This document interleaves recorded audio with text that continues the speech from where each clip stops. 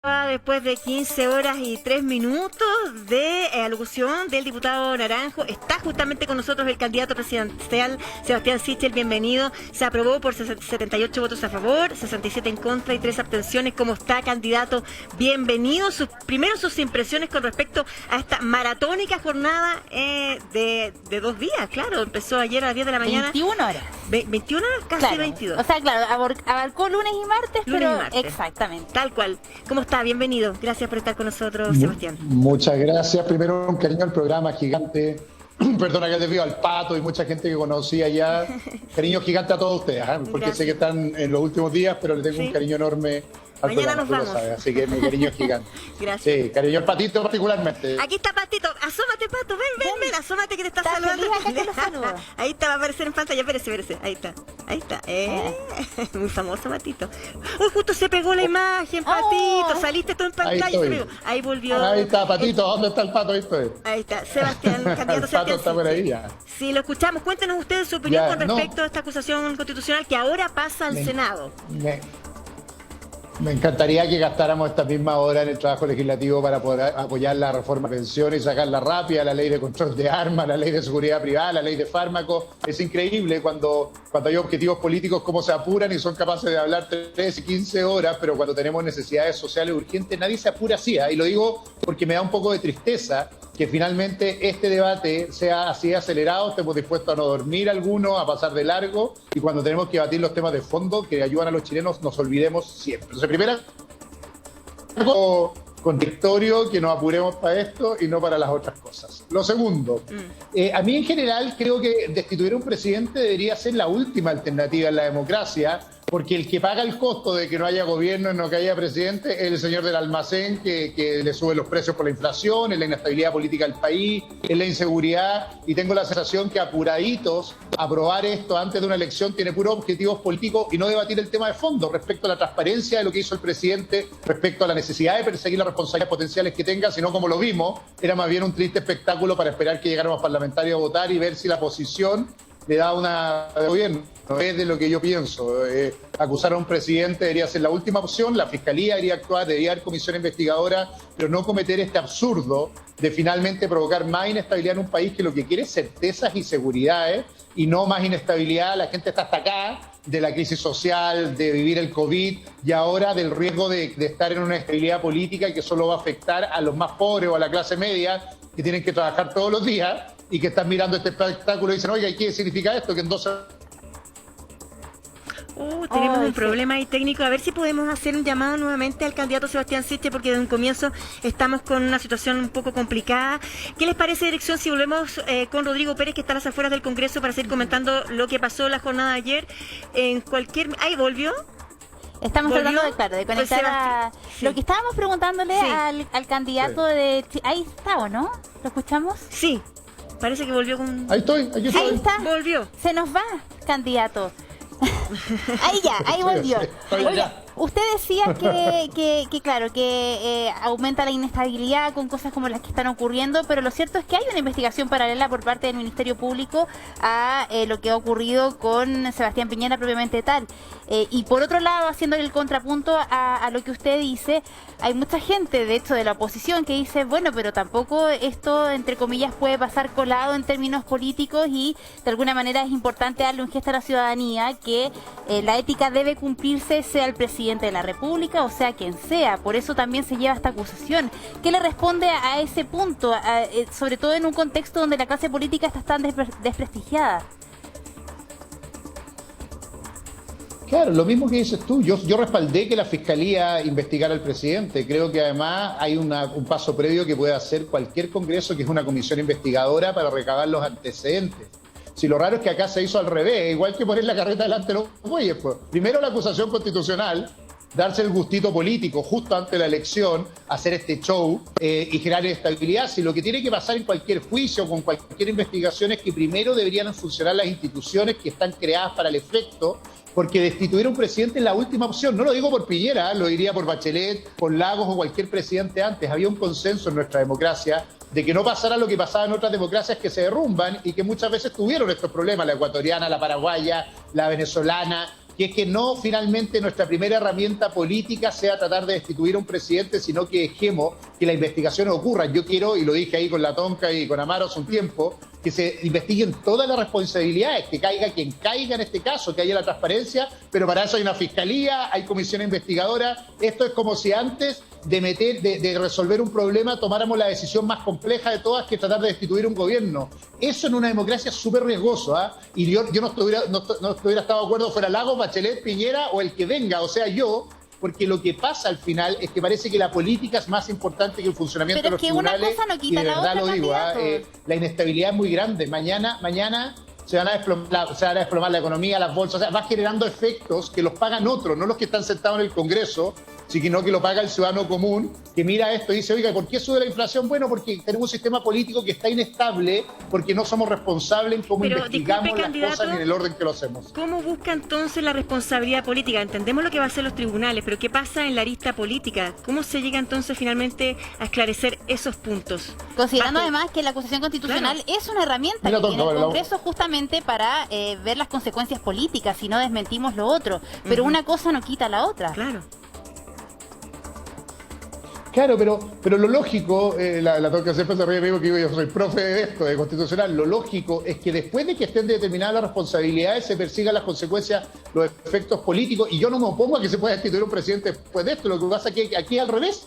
Ningún tribunal ha determinado una responsabilidad, no hay ninguna comisión investigadora que haya tratado de determinar esa responsabilidad, y estamos haciendo el juicio político como primera opción, si esto debería ser exactamente al revés. A un presidente se le puede perseguir su responsabilidad incluso después de que sale del gobierno. Lo raro es que partamos por esto, porque es tan absurdo que antes de que sepamos si hay de verdadera responsabilidad, que quiero que se investigue, quiero ser súper claro en esto, lo que estamos diciendo, resolviendo es por la política esa responsabilidad. Yo creo que nadie cree en serio en Chile que Jaime Naranjo es mejor juez para esto que la Fiscalía para investigar la responsabilidad. Entonces dejemos que la Fiscalía actúe y que después el Congreso tome la decisión, pero lo estamos haciendo al revés, casualmente justo en el periodo electoral, que eso es lo más raro, porque lo que está pasando, el apuro, es porque hay una elección en 2 semanas o en 1 semana. Claro, pero los que tienen finalmente la determinación de jueces son los senadores, pues el Senado. Finalmente no le corresponde a la Cámara de Diputados pero ¿para qué vamos a entrar en eso?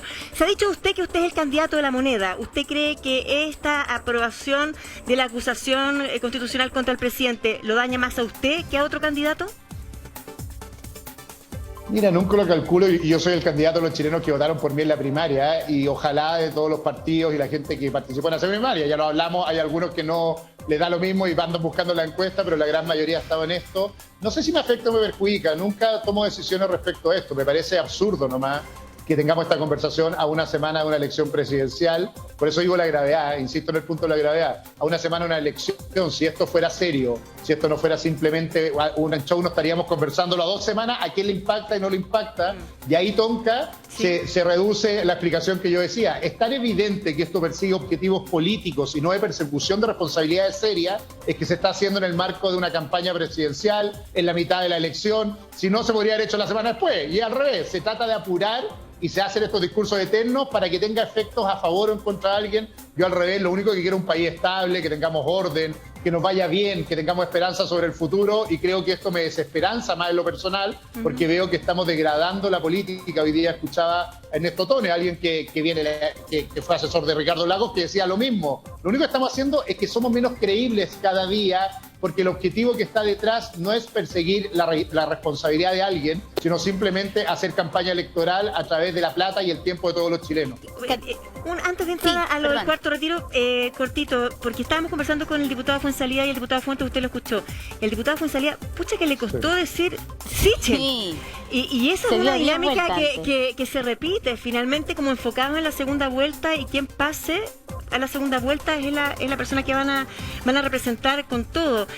¿No siente de alguna manera que influyó negativamente en su campaña el hecho que finalmente los partidos políticos de la coalición nunca estuvieron súper alineados todos y cerrando filas con usted después que ganó la primaria? ¿Cuánto le ha afectado eso? Demuestra un botón lo que acabamos de ver afuera del Congreso, Sebastián. Oye, sí, vi que le costó, espero que haya sido de buena fe que le costó, porque si no le quito la comida que le hice hace 2 semanas en mi casa, porque lo invité y comimos muy bien con Fuenzalía. No, todo el cariño para ellos. Y mira, no, sí, obvio, sí, Tonka, yo fui como independiente en una primaria de partido. y obviamente los que pierden nunca quedan felices, si no estaríamos todos felices y seríamos lo mismo. Sí agradezco mucho la lealtad de Francisco Chaguán, de Javier Macaya, Andrés Molina, los presidentes de partidos, como han trabajado, pero hay gente que se quedó con cola y a veces no tiene las ganas de apoyar activamente al que ganó. Yo soy independiente y eso tiene un costo. Y fui como independiente y estoy orgulloso de ser independiente en una coalición de centro-derecha. Y me encantaría que los partidos no miraran a los independientes como alguien que hay que apoyarlo solo si en realidad la encuesta muestra o dice lo que yo quiero, sino que efectivamente tuviéramos la capacidad de construir proyectos colectivos, de construir mayoría. Yo creo que parte del desafío de la política es entender eso, es que un independiente puede participar en las mismas condiciones que el resto y ser parte de un proyecto colectivo y no decir, mira, que no es de mi partido, lo apoyo a medias nomás. Yo creo que la gran mayoría está apoyando con todo, pero hay algunos que tienen esas dudas y pasa lo mismo, Tonka, que me pasó en la primaria. ¿Te acuerdas que en la encuesta yo nunca iba primero, lo hablamos tanto, nunca? De hecho, iba bien lejos de Joaquín Lavín y nadie me quería apoyar de los partidos. Después gané y todos me querían apoyar y hoy día va a pasar lo mismo. Voy a pasar a segunda vuelta y van a estar todos muy felices, pero ahora con una diferencia, voy a decirle, bueno, pero la verdad es que ganamos con un programa y no simplemente por estar en los partidos. Candidato, o los partidos. Usted es independiente, es cierto, pero también es cierto que es el candidato del oficialismo. Ahora, más allá de eso, hablando también lo que decía Tonka, lo del diputado Fuenzalía, que puede ser anecdótico, pero de alguna manera representa el ambiente.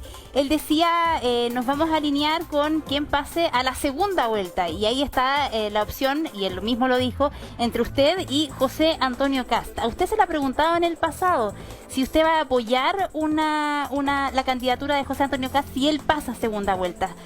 ¿Cuál es su respuesta hoy día, 9 de noviembre?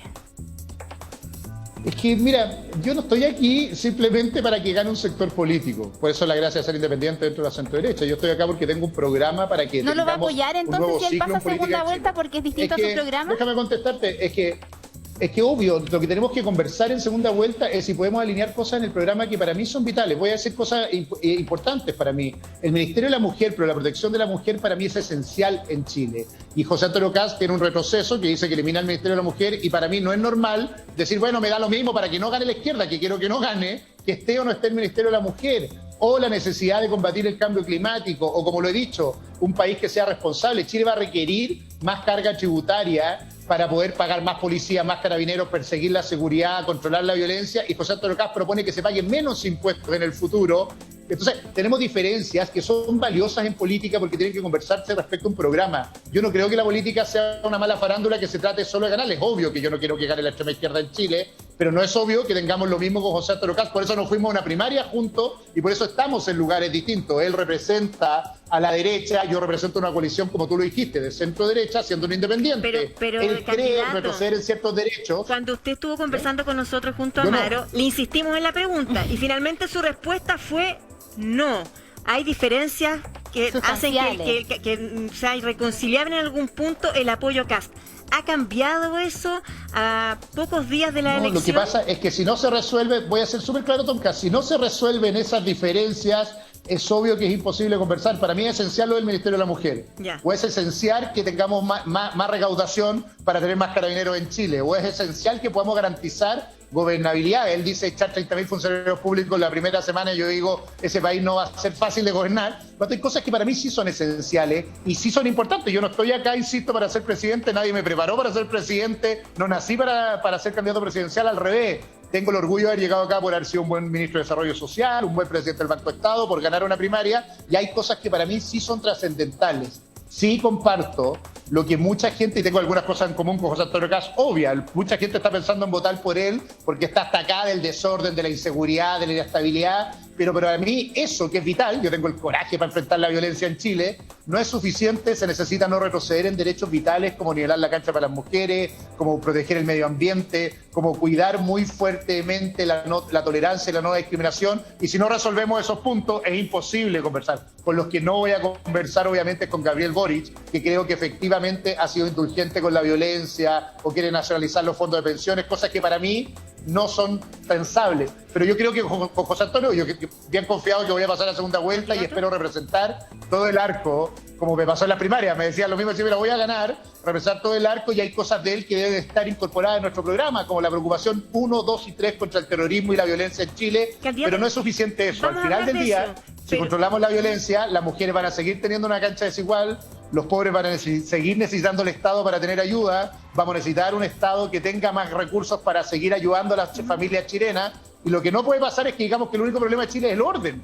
Si el orden también tiene que ver con muchos chilenos que se sienten inseguros porque no llegan a fin de mes, o mujeres que duermen con miedo en las noches porque su familia puede abusar de ella, y si no cuidamos eso, no hay orden ni seguridad tampoco. Vamos a andar en eso, pero lo quiero llevar a lo que está pasando ahora, aparte de tantas cosas que están pasando en el Congreso en esta jornada, la conversación y la discusión del cuarto retiro del 10% en el Senado. Usted está viendo las imágenes, usted incluso que le puso como una especie de frase dura que lo distanció de los diputados cuando dijo finalmente que iba a revisar bien quién iba a apoyar el retiro del 10% y quién no.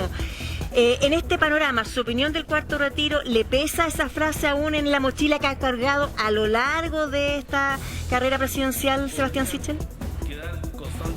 Sí, primero un mea culpa, fue muy duro, fui muy duro porque efectivamente sentí, algo dijo Fuenzalía y Fuente ahí, sentí que había una necesidad de aprovechar la discusión del cuarto retiro para apoyar la reforma de pensiones. Aquí estamos haciendo un error grave, que le decimos a los chilenos, saque su plata, y después quién va a pagar cuando usted tenga pensión, nadie sabe, y por lo tanto yo quería aprovechar la discusión simultánea, y eso es lo que dije, la frase completa es, voy a estar mirando quiénes son capaces de poner las dos discusiones sobre la mesa.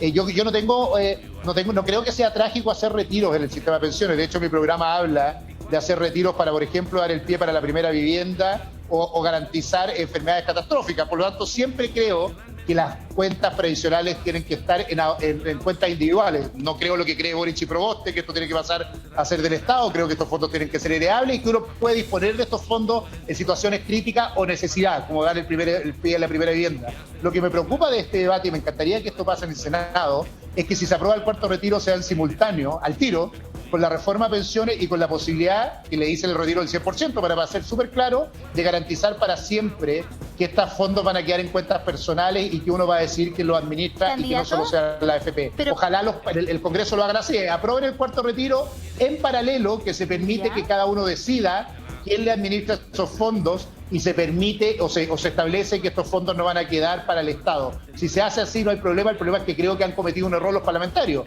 que discuten el cuarto retiro porque es popular, igual que la acusación constitucional, y no aprovechan de resolver inmediatamente impedir la nacionalización de los fondos o la estatización de esos fondos futuros. Para entender bien su punto, ¿usted está a favor del cuarto retiro entonces? Porque dice ojalá que se apruebe. Entiendo que pone unos puntos ahí, pero como está hoy día en el Senado, que se está discutiendo ahora cuando son las 9:50. No, como está hoy día no, pero ¿Usted votaría rechazo si fuese senador?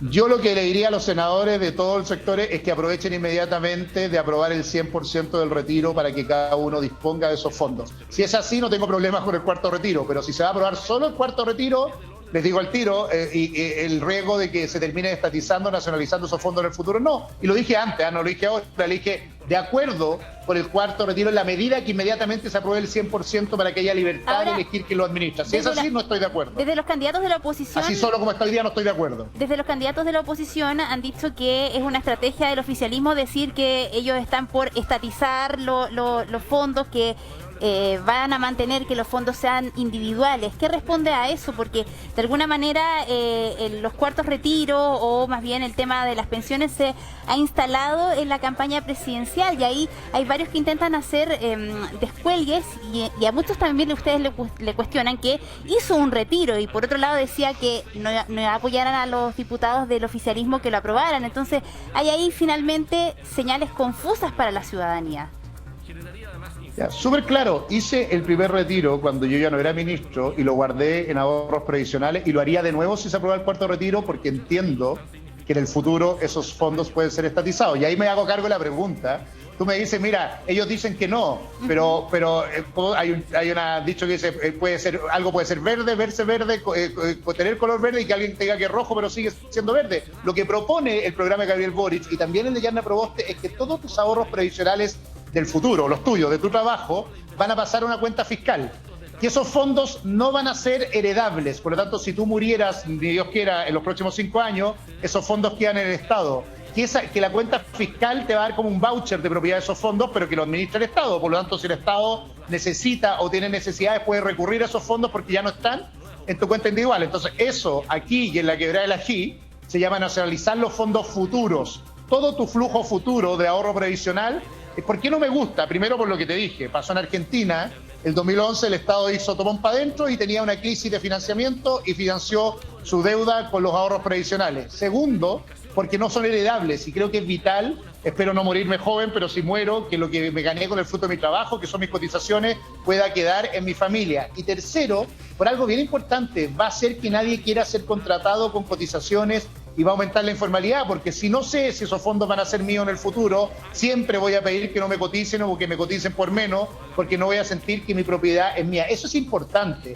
Otra discusión es qué pasa con los ahorros pasados. Ahí dicen, no, eso no los vamos a tocar, pero está bien, pero basta una ley en el futuro para que también vuelvan para atrás. Pero lo que estoy diciendo es lo que dicen los programas y han dicho sus propios economistas. Claudia Sangüesa por Boric, el proyecto que está preparando Yarna Proboste es el mismo. Todo el ahorro futuro, desde que se propongan su ley, va a ser de una cuenta fiscal y no tuya, y a eso me opongo terminantemente. Entonces, esto no es un debate político como yo inventando una falsa verdad, no es real, ellos lo dicen. La pregunta es si para atrás se quedan con sus fondos, como tan poca gente ya queda con fondos porque se han retirado los fondos. Lo importante es que mañana el que trabaja en un carro completos, que le paguen su cotización, eso va a ir a una cuenta del Estado, no es heredable y probablemente el Estado puede disponer de esos fondos en el futuro si es que tiene necesidad económica. No me gustaría, me gusta mucho más que pongamos un piso, que es lo que yo propongo, de pensión, que el Estado garantiza, que tengamos cuentas individuales y que se acabe con este modelo que solo las AFP lo administran, pero tampoco reemplazarlo porque solo el Estado lo administre, sino que tengamos la libertad nosotros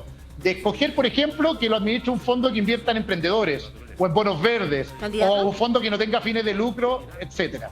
Le queremos mostrar unas imágenes, mire, primero las imágenes y después la pregunta, por favor, dirección. Hola, Franco. El test rápido me salió mal, es inconcluso, no, y eso complica el viaje, de acuerdo con lo que me dice la empresa de aerolínea. Tengo todo el resto de los papeles en línea, el affidavit, la declaración jurada, el pase de movilidad, todo, pero no puedo abordar. Tendría que esperar por lo menos 48 horas, por lo menos hasta el lunes me dijeron. Así que voy a seguir conversando con la gente a ver qué pasa.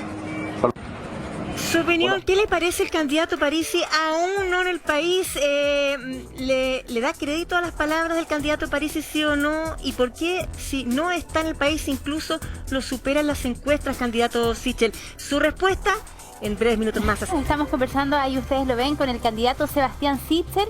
Y candidato, Tonka le dejó planteada una pregunta.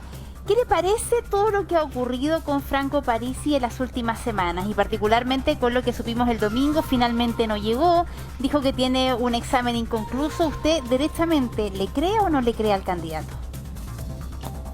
Espérame, déjame hacerme cargo de algo que dijo la Tonka, porque dice, no, en la encuesta está mejor. En una encuesta de 20 salió mejor y yo ya te he dicho lo que creo de la encuesta, pero en general en ninguna talla, no exageremos tampoco, porque sale una y justo la que nunca la apuntan, el resto no. Le dolió la frase, No, candidato sí, ya, pero Sichel. es que ya darle validad a la encuesta en general me da risa después de la primaria, Sí. pero más encima decir que todas, no, salió en una, pero en general lo que me pasa siempre con la encuesta, no tengo rollo de decir de que yo no creo en esa metodología por una cosa obvia. La mayoría silenciosa de los chilenos vota y vota cosas tan distintas, etcétera. Pero me hago cargo de esto.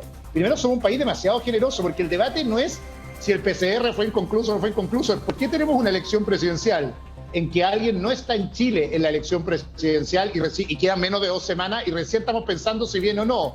Porque alguien que debe las pensiones de alimento puede ser candidato en Chile a un cargo de elección popular. ¿Y por qué, además, en el caso de Franco, además tiene querellas por estafa, ha sido denunciado por acoso? Yo creo que tenemos un estándar no justo con quienes son candidatos. Yo quiero cambiar esto como presidente. Yo quiero poner una ley en que nadie pueda ser candidato si tiene sentencia de deuda de pensión de alimentos, de manera que no nos pase esto, que alguien pueda postular un cargo público, recibir después rentas públicas y tenga en deuda la principal responsabilidad, que es apoyar a sus hijos. Pero lo segundo es que haya un requisito formal desde que se inscriben las candidaturas de que el candidato esté en el territorio nacional. Si no, mañana podemos encontrar una cosa increíble, que alguien que nunca viva en Chile sea candidato y no esté ni un segundo y pueda ser electo presidente, y eso no debería pasar en una democracia madura. Hay algo de fondo. Yo entiendo que algunos chilenos quieran votar por Franco Parisi porque están acá de la clase política, pero no nos equivoquemos, en este caso el remedio puede ser peor que la enfermedad. Si validamos que un candidato pueda no estar en Chile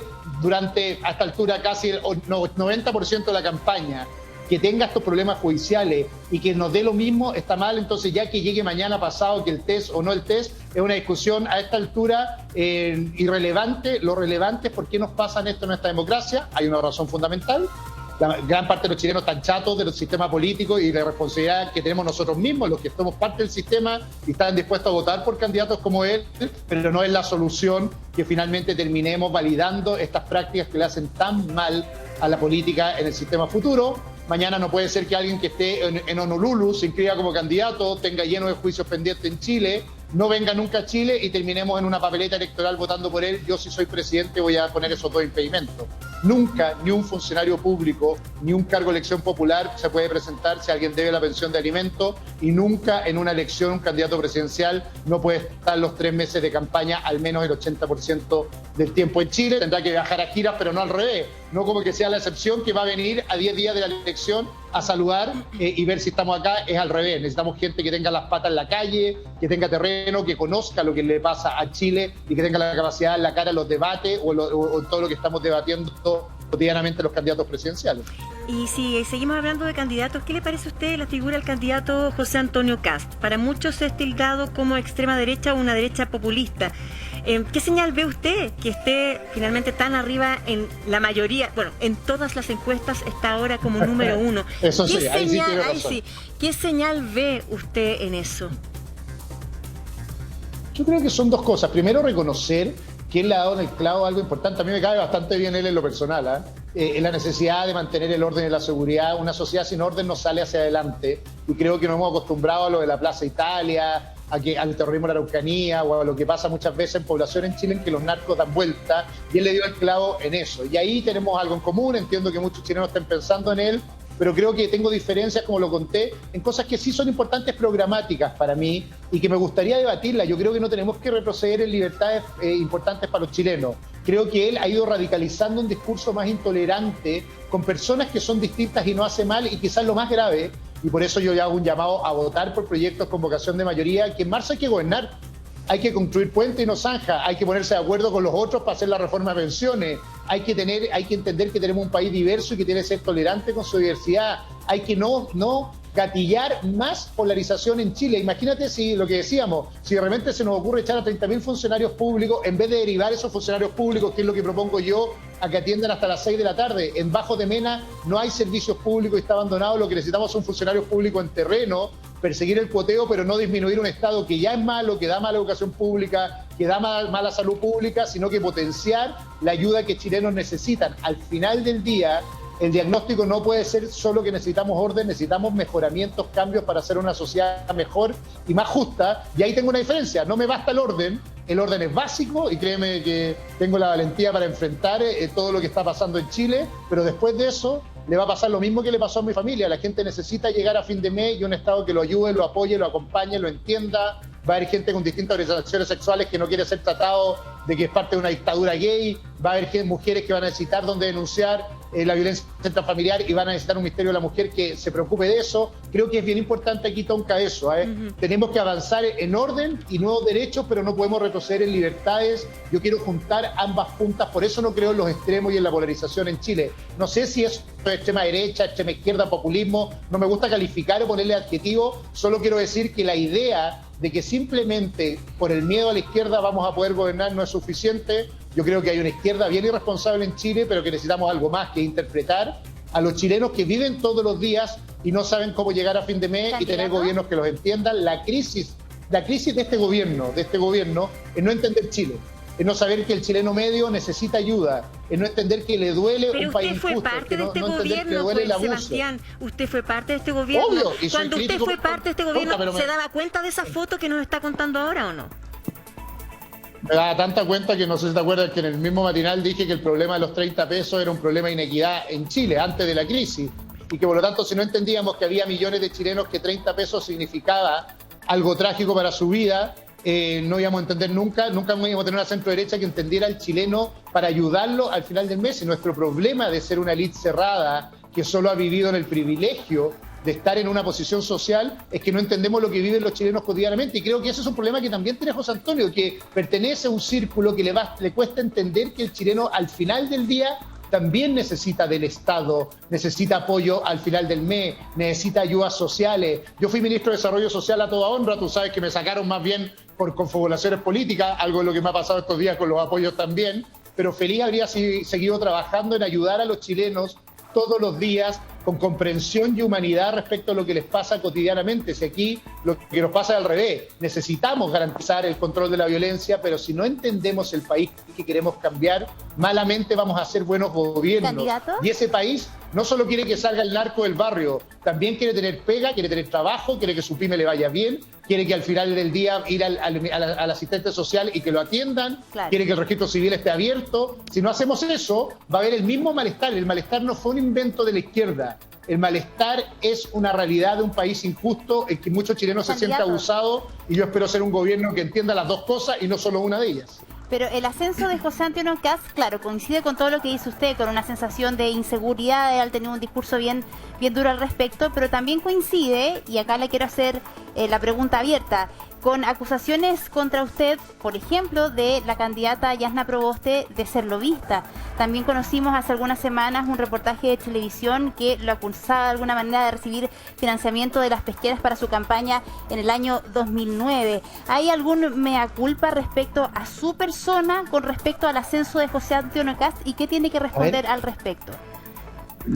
Lo primero, lo que dijo Yasna Proboste es una mentira, y lo dijo además sin ninguna evidencia. Habló del gas, después ella misma dijo, no tengo idea, lo dije, cuidado. Yo lo que me equivoqué en no ser más enfático, porque era tan absurdo lo que decía que no lo enfrenté, pero lo digo que es una mentira concreta y que es una forma de hacer política que lo que hace es tratar de destrozar al que está al frente, en vez de debatir de los programas. Tú me escuchaste hablar de José Antonio y Franco Parisi, yo diciendo que lo respeto como persona, pero que tengo diferencias respecto a sus programas. Pero cuando la política se transforma en eso, en tratar de destrozar al que está al frente, a mí me cuesta, y lo digo honestamente, y debía haber sido más enfático, porque es tan raro para alguien que no viene de 30 años sentado en los puestos de poder, que no viene de una familia política, que te digan mentiras que muchas veces te quedas como helado. Y lo digo bien honestamente, me pasó que no sabía de qué me estaba hablando, pero ahora tengo claro que la política usa esas malas artes y uno tiene que enfrentarlas más directamente, y no solo decir que es una mentira, y que Amaya dijo que yo ocultaba donde había trabajado y lo encontré en Wikipedia. Así de absurdo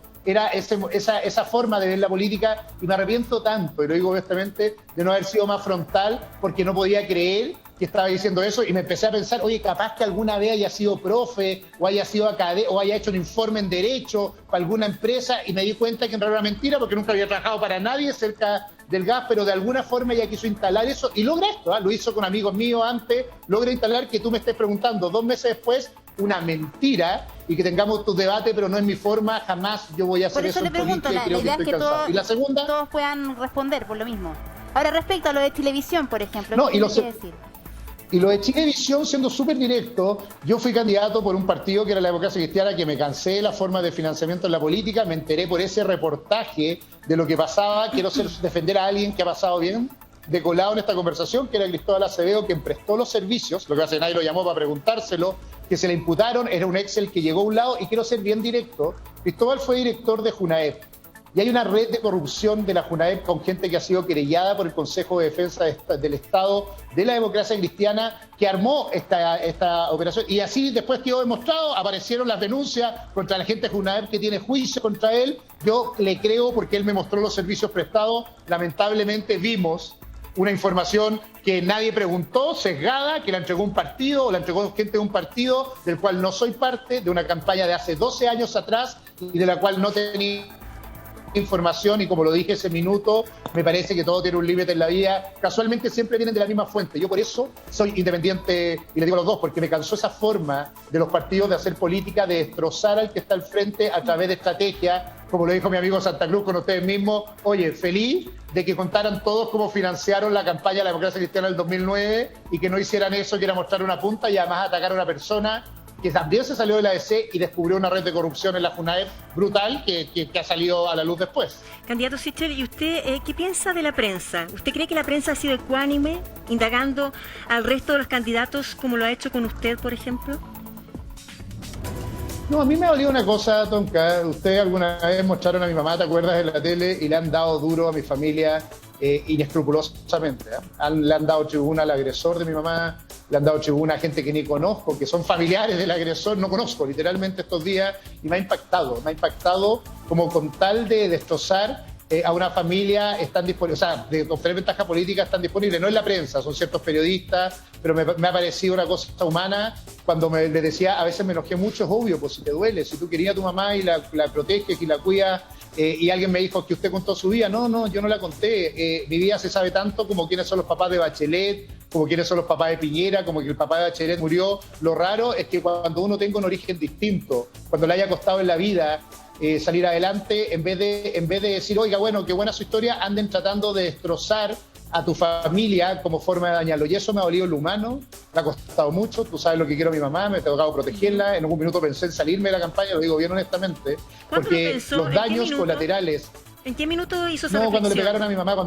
Imagínate tú en un minuto que fuiste criado por una madre que sufrió violencia, por una hermana que te tocó asumir el rol de padre porque su papá la dejó botada a 35 años, que te tocó mantenerla, lo digo bien directamente, y de repente encuentras que el agresor aparece diciendo, mira, le pegaba a veces nomás, que termina diciendo, mira, si vivía sin luz, pero fue como un año y medio nomás, como si fuera algo normal. Y en vez de que el periodista o ese periodista le cuestionara esto, oiga, ¿a usted no le parece raro tener 2 denuncias de violencia intrafamiliar? Te pase que le diga, oiga, sí, oiga, y Sebastián, ¿es verdad que se alimentaba de chorito? Mira, sí, de chorito, pero también comíamos todo el día pescado. Me parece algo tan banal y tan frívolo que pensé el costo que paga mi familia o familia que yo he cuidado para que salga adelante, que a veces no estaba disponible. Después te das cuenta que vale la pena igual, porque efectivamente, porque hay muchas, la gran mayoría de los chilenos tiene vidas como la nuestra, es que debería no ser exótico, ni debería ser atacado, sino que debería defender el derecho de millones de chilenos de que no les cueste tanto y que no les pase esto, que no se normalice la violencia intrafamiliar, que no se normalice, que se puedan ventilar finalmente el abuso contra la mujer o el abandono de una hija como algo normal, y que por lo tanto la pelea es bien de fondo. Yo quiero gobiernos que entiendan a los chilenos y no una política que faranduliza debates profundos. Estoy orgulloso de mi vida, estoy orgulloso de la historia que he contado, así tan orgulloso como de estar el presidente Piñera, que contó que su papá era embajador de Estados Unidos y que sabemos su vida. La gran diferencia es que parece ser que algunos, más que orgullo, lo que quieren es destrozar o creer que un independiente de centro derecha no puede tener esta vida. Ya han escudriñado todo, ratificado todo, pero a partir de eso le han hecho daño a gente que solo lo que ha hecho en su vida, no yo, mi familia, es apañarme en minutos difíciles como este. Lo hablé muy largo con mi hermana ayer, porque vi una entrevista ya vergonzosa en un canal de televisión por una periodista de una señora que no conozco literalmente, hablando de mi mamá, y que ya debería, no sé cómo denunciarlo. Entonces, sí, es doloroso en lo humano, pero sé que vale la pena. Estoy peleando porque muchas otras familias no tengan que esconder estas realidades y que no normalicemos que esto puede pasar en una sociedad como la nuestra. Candidato, queremos llevarlo... pero me toca. No, por supuesto, queremos llevarlo a distintos temas también, porque estamos viendo también que ha sido un día particularmente intenso en el Congreso, y de hecho ya va a empezar a discutirse, si es que no se está discutiendo ya, lo del estado de emergencia en la macrozona sur. Ahí hay divisiones porque ahora se necesita la aprobación justamente del Congreso para que el presidente pueda extender esto tras un mes en ese estado. ¿Qué opina usted particularmente? Y de la mano de eso le hago la pregunta, si usted es presidente, ¿cómo va a abordar el conflicto que afecta hoy día a la zona de la Araucanía? Lo primero, creo que hay que mantener el estado de emergencia. Yo no sé cómo se negocia en Chile con alguien con una M16, con metralletas, con gente que le quema la casa a otro. El error de creer que eso lo vamos a detener conversando no funciona. Ahí hay gente que lo que hace es terrorismo, y que hay un deber en la democracia de cuidar a los ciudadanos a través de todas las herramientas que nos entrega la Constitución. Y uno de ellos, el estado de emergencia, más cuando Luciano Rivas, amigo que nos está apoyando la campaña, hace esta consulta en la región y vota una gran mayoría de las personas que viven ahí por eso. Entonces, como de sentido común decir, necesitamos toda la fuerza del Estado para proteger a los agricultores, a los trabajadores, a la gente que se saca la mugre por salir adelante, para detener a aquellos que ejercen la violencia y el terrorismo en la región, y no hay otra fórmula que hacerlo con las fuerzas de la ley. A los hechos de lo que pasó hace algunos días, justamente con un hecho tremendamente violento donde murió una persona, ¿no cree usted que las armas traen más armas, que el estado de excepción debió ser quizás el último recurso y que acá se necesita una política estatal para abordar lo que está ocurriendo? Por ejemplo, argumentando este otro lado que representan algunos, una líder importante como Elisa Loncón, presidenta de la Convención Constitucional, dice que no es el camino. Está bien, pero primero, yo creo que al revés, que llegamos tarde, que no fue la primera herramienta. Nos demoramos casi 3 años cuando esta situación iba increciendo. Yo estuve en el programa hace algún tiempo y hace más de un mes vimos a gente mostrando M16 desde un parque nacional amenazando a chilenos. Hubo gente que murió, hubo casas quemadas, o sea, al revés. El deber del Estado es reaccionar más temprano para proteger a los chilenos y creo que actuamos tarde. Han disminuido un 48% las acciones terroristas desde que está el estado de excepción, así que por lo menos la evidencia demuestra que ha sido efectivo. Pero y los ciudadanos que viven ahí lo dicen. Candidato, ¿se soluciona el conflicto de fondo? ¿Sabes qué, Tonka? Hay que distinguir dos cosas, aquí súper directo. Hay un 1%, o menos de un 1%, que son terroristas y que lo que están usando las armas es para tener control territorial y sacar a la gente que vive en esa población. Yo no conozco esto de oídas. Hice trabajo voluntario en Tirúa y Contulma durante 5 años, conozco el territorio, hablo con gente allá, mapuches, que se sacan la cresta por salir adelante, me dicen, ¿sabe qué? Ya no puedo ir a Trogolhue, no puedo circular porque me cobran peaje. Esto no es un problema mapuche, es un problema de gente que le robó la causa legítima al pueblo mapuche para hacer acciones de terrorismo y narcotráfico. Otra cosa es el 99,9% del pueblo mapuche que tiene una legítima reivindicación y que el Estado no la ha acogido, de recuperar tierras, de reconocimiento político institucional, de ser parte del Estado. Cuotas en el Congreso, sí o sí. Creo que tiene que haber cuotas en el Congreso para que haya representación. Yo dejé una ley que se llama el Consejo Indígena, que haya elección de representantes del mundo indígena para tener con quién dialogar y negociar. Si aquí el problema es que no tenemos autoridades con cuáles negociar porque todos dicen cosas distintas y debería haber un sistema de elección de autoridades que permita negociar, avanzar fuertemente en la reforma de la CONADI para que la compra de tierras no se demore lo que se demore, pero que además permita que las tierras vayan con acciones de fomento y subsidio productivo. Una zona franca mapuche en la Araucanía para que efectivamente se potencie el desarrollo económico del mundo mapuche. Soy el único candidato que está proponiendo esta zona franca para empresas mapuche o empresas que tengan alta empleabilidad en el mundo mapuche. Y una cuarta cosa que tiene que ver con algo esencial, una política social del Estado que reconozca la condición de pobreza a que hemos condenado al pueblo mapuche por no tener la suficiente política social. Son 5 cosas que son claves. Entonces, no es uno o lo otro, lo mismo que hablamos antes. Tenemos que hacer una política activa de negociación con el mundo mapuche para avanzar en estas 5 cosas y con los que toman las armas, que dicen que hay que quemarlo todo, que andan amenazando a la población, la fuerza del Estado y el uso de las herramientas que nos da el Estado con el estado de emergencia, el acompañamiento de la Fuerza Armada, toda la fuerza del Estado para proteger a los ciudadanos. No es normal que se queme en casa y que la gente duerma insegura en esa región y no podemos hacerlo solo con carabineros porque ya se ha demostrado que no es efectivo. Bueno, aprovechando el tiempo, estamos tratando de tocar la mayoría de los temas. Decirle que vamos a ir con las imágenes del cuarto retiro en el Senado, nos van a acompañar, ahí está, en cualquier minuto, porque por supuesto están todas las miradas en la posibilidad del cuarto retiro. Escuchemos un poquito. El precio del papel higiénico. Los que generan trabajo precario y mal remunerado son los que hoy ponen voces de alerta y se muestran preocupados por el futuro de las pensiones de quienes exigen el retiro de sus ahorros. Y aún así, acá se nos dice que no es culpa de ellos y que el mundo preparado no está de acuerdo. La gente ya conoce esta forma de actuar y no les cree.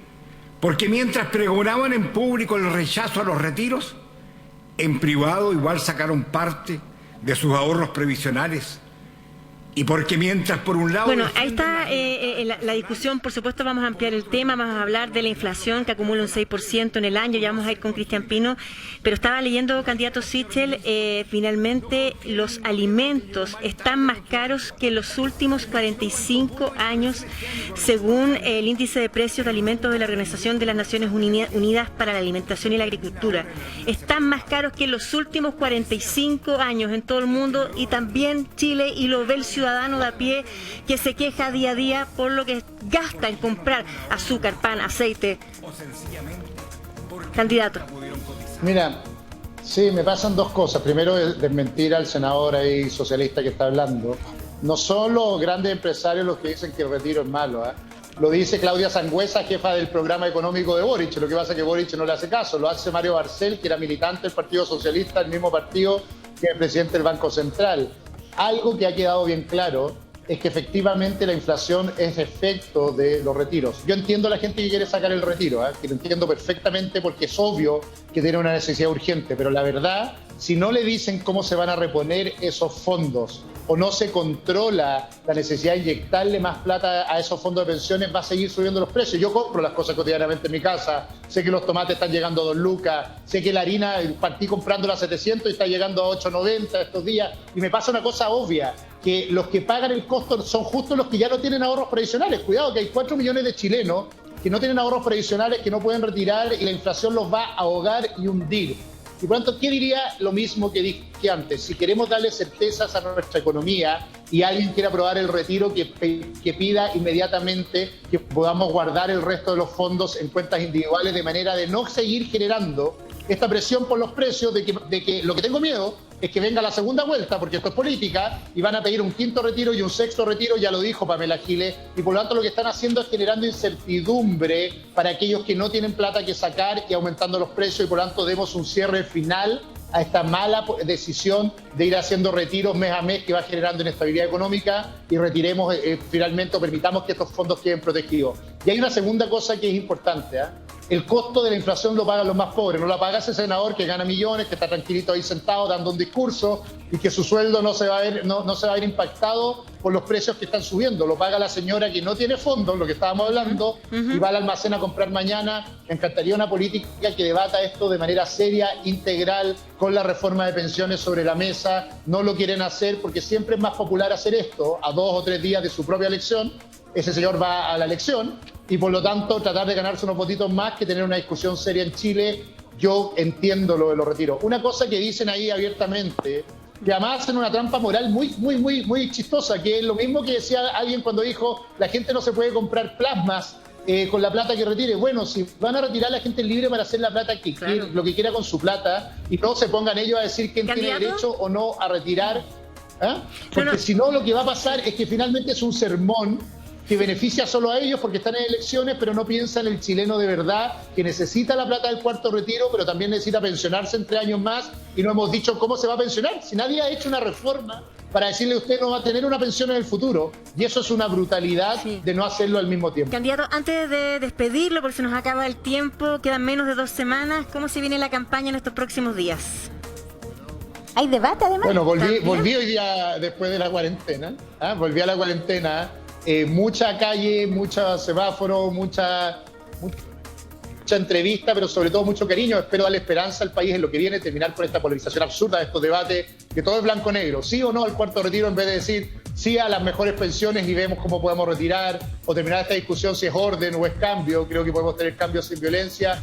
Instalar un discurso de la esperanza sobre el futuro. Yo he sido un luchador en mi vida, porfiado, y creo que el país puede estar mejor si tomamos decisiones correctas. Les quiero pedir a los chilenos estos días que no reaccionen con miedo a lo que viene. Yo sí creo que podemos tener un mejor país, pero tenemos que hacerlo juntos, tenemos que construir unidad, y voy a tratar de transmitir este discurso de la esperanza, de que efectivamente vamos a estar bien, que vote la gran mayoría silenciosa de los chilenos, no por la polarización, sino el país en marzo va a ser un choque de trenes, sino por el acuerdo, el encuentro, porque tengamos más abrazos y menos codazos entre chilenos. Yo sé que en el barrio donde vive mi mamá, la gente se quiere, se cuida y se protege, y se parece poco a este discurso de la política que es tan negativo. Espero que eso también sea la política del futuro. Perfecto, candidato Sebastián Sichel, muchas gracias. gracias. Me despido del programa porque lo quiero mucho, al programa, a todos los que están ahí. Gracias. Toda la suerte a ustedes. Besos. Gracias, candidato Sebastián Sichel. Gracias, candidato. Que tenga una buena semana en lo que le queda de campo. Gracias, Gracias, que esté bien.